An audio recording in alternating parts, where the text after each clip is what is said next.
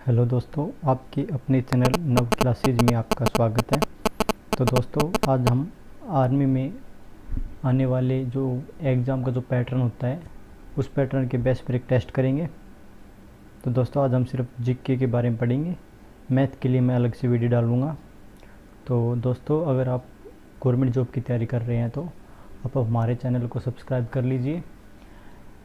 तो स्टार्ट करते हैं। क्वेश्चन नंबर फर्स्ट, पहला क्वेश्चन है, विश्व स्वास्थ्य दिवस कब मनाया जाता है? तो दोस्तों, विश्व स्वास्थ्य दिवस 7 अप्रैल को मनाया जाता है दोस्तों। और 1 अप्रैल की बात, 1 अप्रैल की नहीं जो दोस्तों, 1 अप्रैल को आपको पता है क्या मनाते हैं आप लोग, और 1 मई को लेबर डे मनाते हैं दोस्तों। अब करते हैं सेकंड नंबर क्वेश्चन की बात।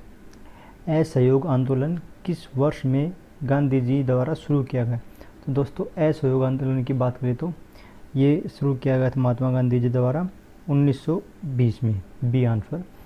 और 1919 में क्या हुआ दोस्तों, आपको पता ही है, जलियांवाला बाग हत्याकांड। एंड अगर सी की बात करें, 1922 में क्या हुआ दोस्तों, चोरा चोरी कांड हुआ था। और 1942 में क्या हुआ दोस्तों, भारत छोड़ो आंदोलन 8 अगस्त 1942 को स्टार्ट हुआ था। अब करते क्वेश्चन 3, कायक। कायक इनमें से किससे संबंधित है? तो दोस्तों, जो कायक शब्द है, जो चीज़ है, तो हमें किस में यूज किया जाता है दोस्तों? नाव में यूज किया जाता है, नाव का पार्ट है। Okay, B. अब बात करते हैं क्वेश्चन नंबर 5। ठीक है दोस्तों, क्वेश्चन 5 में देखते हैं कि भारत का एकमात्र जल प्रशिक्षण केंद्र, मतलब भारत का जल प्रशिक्षण जहाज, जो जहाज है कहाँ पे है और कौन सा है दोस्तों? उसकी बात करें तो ये हो गया, ए पे है INS Tarangini, INS Viraat, INS Garuda, and इनमें से कोई नहीं, नन ऑफ दीज। तो दोस्तों, ये हो गया INS तरंगिणी। ये हमारा जो जल का प्रशिक्षण जहाज है, यहाँ पर ट्रेनिंग बोल सकते हैं, इसमें होती है। अब करते हैं क्वेश्चन नंबर 6, दुनिया की सबसे लंबी नदी जो अमेजन है, ये कहाँ से बहती है?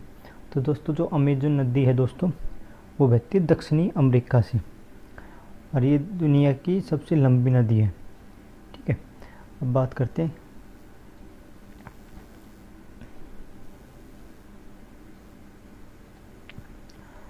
क्वेश्चन 7 की, कौन सा दस्तावेज भारत की आधिकारिक भाषाओं का वर्णन करता है? तो दोस्तों, दस्तावेज की बात करें, कौन सी अनुसूची? तो अनुसूची 8। तो अनुसूची 8 में भारत की सभी 22 भाषाओं के बारे में है दोस्तों। अगर आप अनुसूची के बारे में जानना चाहते हैं तो मैं अलग से वीडियो डाल दूंगा इसके लिए। अब बात करते हैं क्वेश्चन 9, भारतीय सेना में कमानों की संख्या कितनी है? तो दोस्तों, भारतीय सेना है, उसमें कमानों की संख्या कितनी है दोस्तों? आपको पता होना चाहिए 7। ठीक है दोस्तों, अब बात एक क्वेश्चन रह गया था हमारे, क्वेश्चन नंबर 4। तो इसमें क्या है, नासिक नदी नासिक नदी है किस तट पर स्थित है? तो दोस्तों, जो नासिक नदी है वो है, जो नासिक जो शहर है वो किस नदी पर स्थित है? मतलब नासिक कहाँ पे है, कौन सी नदी के किनारे बसा हुआ है? तो दोस्तों, गोदावरी नदी के किनारे बसा हुआ है। इसका आंसर होगा 3। ठीक है दोस्तों, अब बात करते हैं क्वेश्चन 11, सऊदी अरब जो देश है उसकी मुद्रा क्या है? तो दोस्तों, सऊदी अरब जो देश है उसकी मुद्रा क्या है, हमें पता होनी चाहिए, रियाल। रियाल उसकी मुद्रा है दोस्तों। अगला क्वेश्चन नंबर 12, स्वतंत्र भारत की पहली महिला गवर्नर, जो हमारी पहली महिला गवर्नर थी दोस्तों, ये क्या थी? सरोजिनी नायडू। सी, सरोजिनी नायडू, ये उत्तर प्रदेश की थी दोस्तों। और शीला दीक्षित के बारे में आपको पता है, विजय लक्ष्मी पंडित भी आपको पता है। शीला दीक्षित तो हमारी वो थी, दिल्ली की दिल्ली की मुख्यमंत्री 3 बार रही थी कंटिन्यू। और विजय लक्ष्मी पंडित भारत की पहली महिला राज्यसभा अध्यक्ष थी। अगली बात करें गाइड पुस्तक के लेखक, क्वेश्चन 13। तो गाइड पुस्तक के लेखक R.K. नारायण, और मालगुडी डेज भी R.K. नारायण ने ही लिखी थी। मोस्ट इम्पोर्टेंट क्वेश्चन है। अब देखिए क्वेश्चन नंबर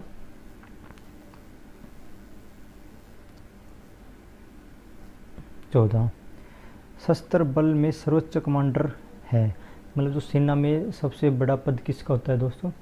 तो इसका आंसर हो गया डी, राष्ट्रपति। तो जो हमारे राष्ट्रपति हैं दोस्तों, तीनों सेना के सबसे बड़े अधिकारी हैं। इनको सर्वोच्च पद प्राप्त है, वायुसेना हो चाहे जल सेना हो चाहे आर्मी हो। ठीक है, अब देखते हैं 15वें नंबर पे क्वेश्चन, पानीपत की पहली लड़ाई किन के बीच लड़ी गई। दोस्तों मोस्ट इम्पोर्टेंट क्वेश्चन, पानीपत की पहली लड़ाई, आंसर होगा 20 का, बाबर और इब्राहिम लोदी। दोस्तों ये लड़ाई 1526 में लड़ी गई थी। ठीक है, पानीपत की दूसरी लड़ाई 1556 में और तीसरी लड़ाई 1761 में लड़ी गई थी। दोस्तों मोस्ट इम्पोर्टेंट क्वेश्चन है, पानीपत की पहली लड़ाई 1526, दूसरी 1556 और तीसरी 1561 में लड़ी गई थी। अब बात करते हैं क्वेश्चन नंबर 17, बांझ विरोधी विटामिन का नाम। मतलब बांझ विरोधी विटामिन का नाम बताइए। मतलब कौन सा विटामिन है जो हमें बांझता जो रोग है वो नहीं होने देता या उसकी कमी से होता है। तो विटामिन ई। और विटामिन ए का आपको पता है रिकेटस होता है इससे। विटामिन के खून में जो थक्का होता है, जो खून हमारी लग जाती है तो खून को बहने से रोकता है विटामिन के। और विटामिन डी आपको पता ही है, हड्डियों का रोग होता है विटामिन डी की कमी से। अब करते हैं क्वेश्चन नंबर 18, कार्य बल और विस्थापन के बीच क्या संबंध है। दोस्तों साइंस का क्वेश्चन है, मोस्ट इम्पोर्टेंट। ये है वर्क बराबर में फोर्स मल्टीप्लाई डिस्प्लेसमेंट। ओके, ये आंसर हो गया। अब बात करते हैं क्वेश्चन नंबर 19, इसमें देखते हैं कौन सा रसायन पौधों से प्राप्त होता है। तो हमें पौधों से कौन सा रसायन प्राप्त होता है दोस्तों, कुनेन, एस्पिरिन, इंसुलिन। तो दोस्तों हमें पौधों से कौन सा प्राप्त होता है, कुनेन।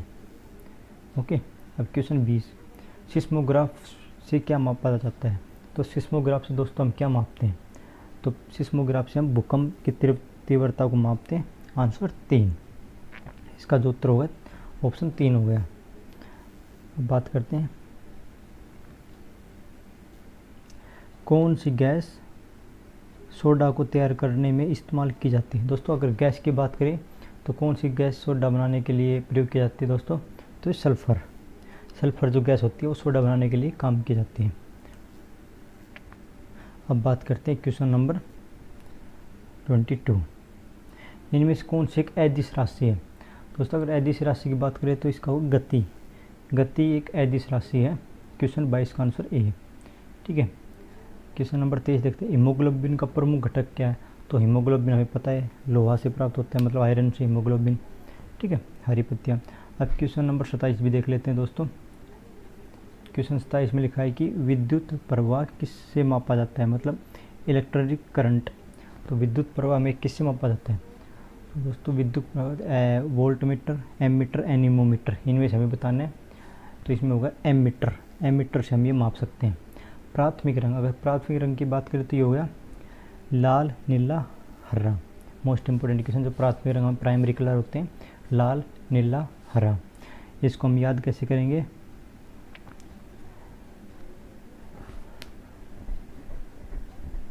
कि हरे का लाल नीला हो गया। ओके, अगले की बात करते हैं।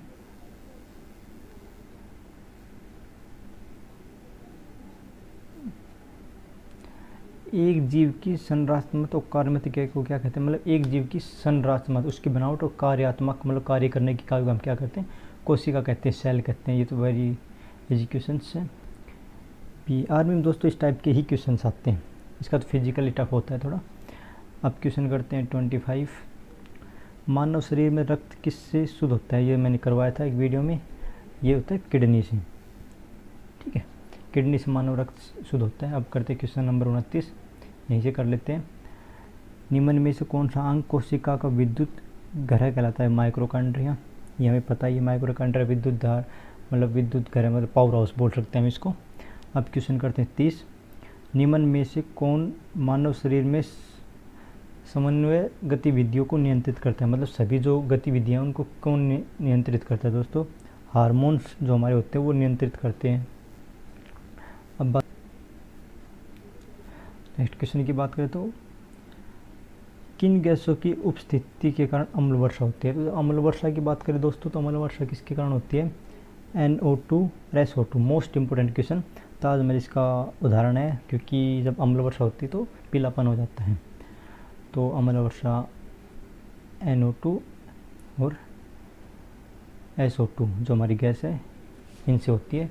और एक गैस होती है N2O दोस्तों, ये होती है नाइट्रो ऑक्साइड, ऐसी कुछ होती है ये, इसको आप लाफिंग गैस बोल सकते हैं, N2O। ठीक है, अब करते हैं क्वेश्चन नंबर 31। हवा में कितने प्रतिशत कार्बन डाइऑक्साइड होते हैं? दोस्तों हवा की बात करें तो हवा में 0.04 दे रखी है, वैसे 0.03 होती है कार्बन डाइऑक्साइड। और सबसे ज़्यादा होती है नाइट्रोजन 78%, सेकेंड नंबर पे आती है ऑक्सीजन 21%, इसके बाद कार्बन डाइऑक्साइड ऐसे घटता रहता है ये।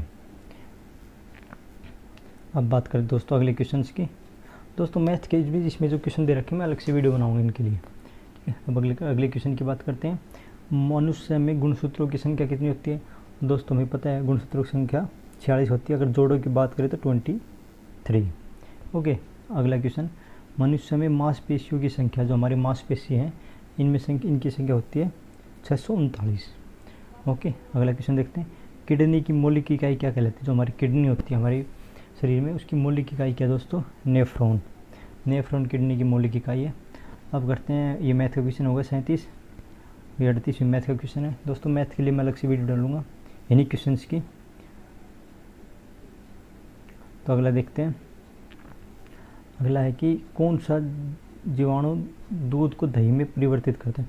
मतलब जो दूध होता है उसको दही में कौन सा जो बैक्टीरिया होता है वो कन्वर्ट करता है उसको, मतलब दूध को दही में बदलता है। Question lactobacillus.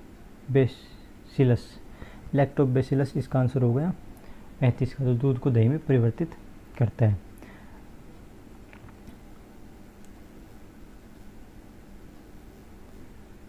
हेलो दोस्तों, अब जो क्वेश्चन बच गए मैथ के बच गए, और आज में 15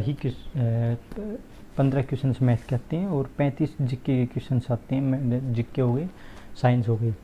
तो दोस्तों मैथ के लिए मैं अलग से वीडियो डालूंगा जिनमें मैथ के इनके तरीक़ों को समझाऊंगा, और मैथ को इसी तरीके से ही कराऊंगा जैसे हमारी आर्मी में आते हैं। तो आई होप आपको ये वीडियो देख कर अंदाज़ा हो गया होगा कि किस तरह आर्मी में पेपर को सेट किया जाता है। तो आई होप आपको